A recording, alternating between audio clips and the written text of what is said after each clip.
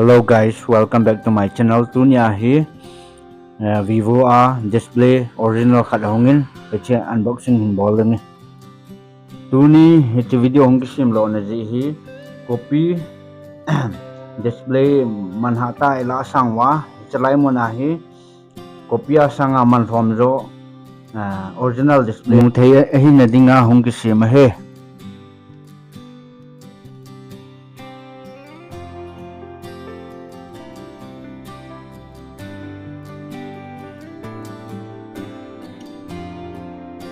Hichi hi le tua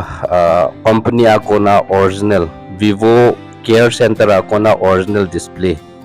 hi na asahi ga akimutain Care OZ kitihi hichi hi ama company ako na hilawa phone ana kitu duplicate ana kitu ji ahi to ahi a phone long imacha display hi imacha crack na oyong umlo si achama thi hin hichi hi duplicate hello ale copy display itu hele ngaya umji mong hin wang thu yong hin ai wangin Care original company ako na pahe itu hele wangso a display ho yong brightness ho yong chuteng la graphic hit ta hello le attach yong hi anomano pa hin si phone athaan na cho over original tabanga chu Care OZ hi cho hi the hi tua hi original display pa hi ga try te on utin display hi itabanga hoyam brightness hoyam achuteng le display phanam phaloham ti hi check ga bolute anave utin to hi hung ki on de hin power button khu ihung me hele hung on jing de hin to hi ga me le on tan Vivo logo yong hung do in chi chom khat ga nga ngain chi abudap na dinga chom khat jo teng chule hung ki on ding chiu teng chule chi first logo akitin mobile hi first logo to a he second logo a hung hitan second logo jo teng chule complete on process hung chi de hin complete on process chi ka he second izan ham alo le mobile atam jo hi minute ni yong alu chi in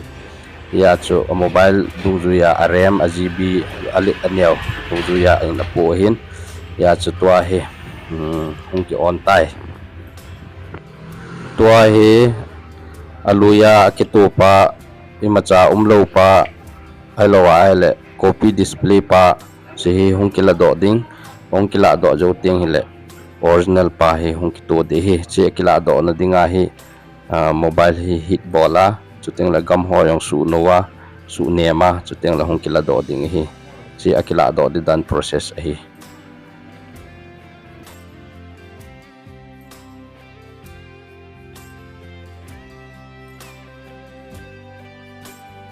mobile hit hong ke bol jawa to a he a display hi hong kila do di hi si display hi hong kila do yo ting chule a frame ko middle frame ko hong kisu theng ding hong kisu theng jo teng chule original display hong ki to ding chi teng chule gam hong ki no de to hi aga kila do pe de alui pa chu to ke ko hi alui pa hin chu teng chi kho tha hi chi alui pa hi tu adinga pan na nei lo hin Koitobang ade le nong kila theu hi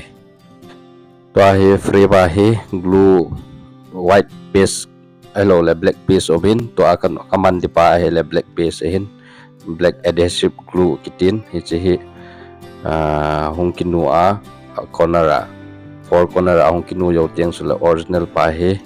hung kitu ding hung kitu yo teng sule ama hi pung thum pung li pung tabang hi koi got ding chiu teng sule bo mobile hi hot na hi le alo na hi chat chom be he abang khat khun akinu chai ya amang pai yo min mobile hi thohen iti hele glue hi thohen iti hele nike khat ham ahilawa hele jan khowa koi ham khat hi hele mobile hi thovin hin la ho hin gang chela bolding gang chela chai ding ti hi ilungel hin gang chela pa hele gang chela se the hin aso chana chu chi shot ti na hi ya hi het thei ding wa aga ki sei chu glue hi athupi pen hin hoi ta glue hi inu tu chet lowa he yong le mobile hi se thei tu teng le a display a yong glue lu thei a display a glue a lu teng chu le tat song chi loading light jong chi hoi loading ti na hi ya chu a shot chana chu glue hi thowa hi ti chu iga het ding wa hong ki sei ki hin to hi mobile hi glue hong ki nu chai tan chiao teng hi le original pa hi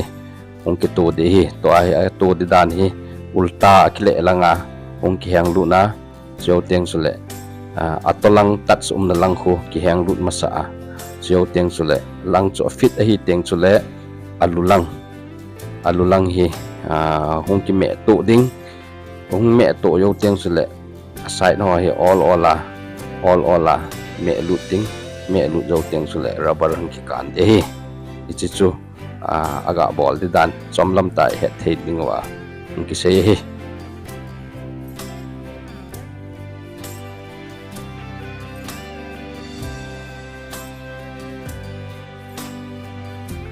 to he rubber hong ki to hin rubber a hong ki kan de chet na hin ling lo hi la ling ki hot jong le chat lo ding ai rubber ki kan hin ya chom khat hong ki koi de tai to hi amaho Vivo website na aman chu ga be ote hi Vivo website care OZ Vivo service center ako na hi hin Vivo Y15 model hin 3500 chu amhon discount ball wale 1999 chu sang ni ti na hi care original ti na hin tua hong ki tu pen pa yong chu care original thakhat chet hin a ki na pun service pack kiti chu company service ako na hin chi 1999 ahin no order wa le hi a chu ke ko ma hi chi model to ki bang chet original hin wholesale la kila hi ji in 1400 na namu diu hi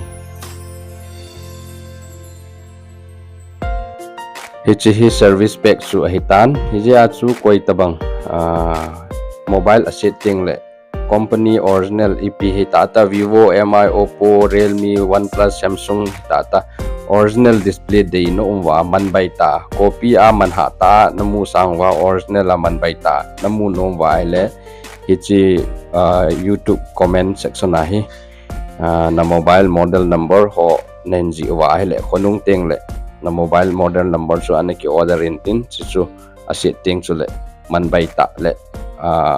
hoi ta namu theina ding wa hi chi video a he hong ki sem hi chu video ki sem na purpose hi to hi mobile hi ga on ki note final testing ti dan hi hi mobile hong ki to jawa rubber ho ka do jawa to hi mobile hong ki me on ding me on tan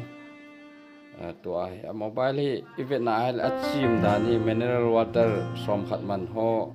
atha ki cho achim sanga chim zo hite teng le chu le barcode original hi na ki sa na he ya he sei banga chu original display hi to a hele chim set jing amit hasam ho dinga yong pha graphic yong hoya resolution yong hoya chim set jing hong hi ya he atam zo hin care original pa he ade o hin ya he to he ga nga dio Vivo hong ki zin sara on hong hitai chu ho he brightness song ho he ka te hoi dan chu hi brightness hi to ki hit na chu